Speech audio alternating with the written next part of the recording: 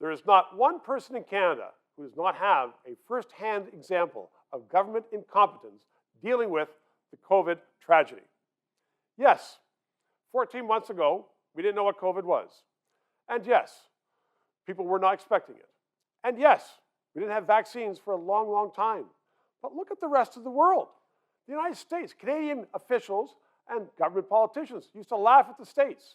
Right now, most people in the States have been vaccinated. States are open. Look at Britain. Schools have been back for 2 months.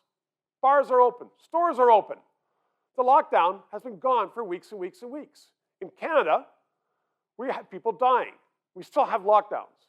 In Barrie, Ontario, 70 people, 70 patients died as a result, supposedly, of someone who flew into Canada from an infected country, met with somebody who was an employee of that nursing home, and it spread through the nursing home, 70 people dead.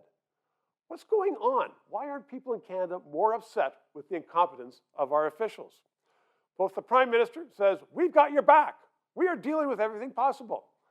The Premier of Ontario has apologized for some of his Gestapo-like tactics, but we really are quite not upset with the way that we have been treated. In Canada, we have been the worst in the world. The former head of the Ontario Medical Association was on this show just 2 weeks ago, and he said there is a COVID misery index.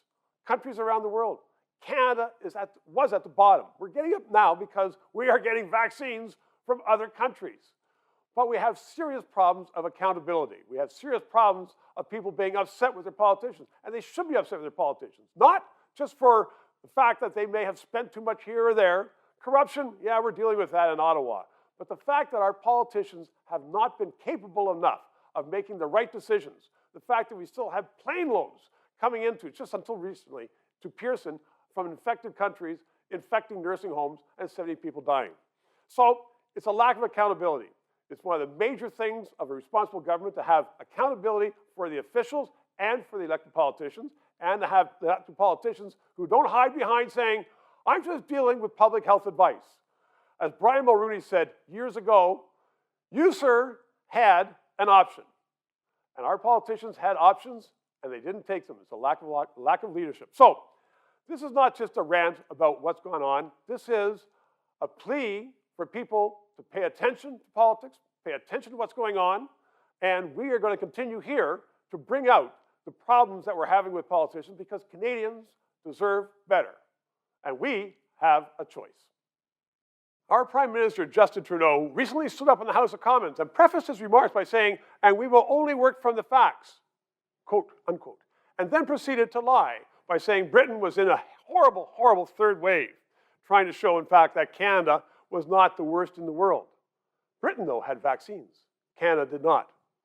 And this was not reported in the mainstream Canadian media, the media paid for by Justin Trudeau. All of which, I'm telling you, is that it's important to have this 3-minute interview. Please subscribe, ask your friends to subscribe, and press that PayPal thing so we can continue on to bring you the news you otherwise might not know.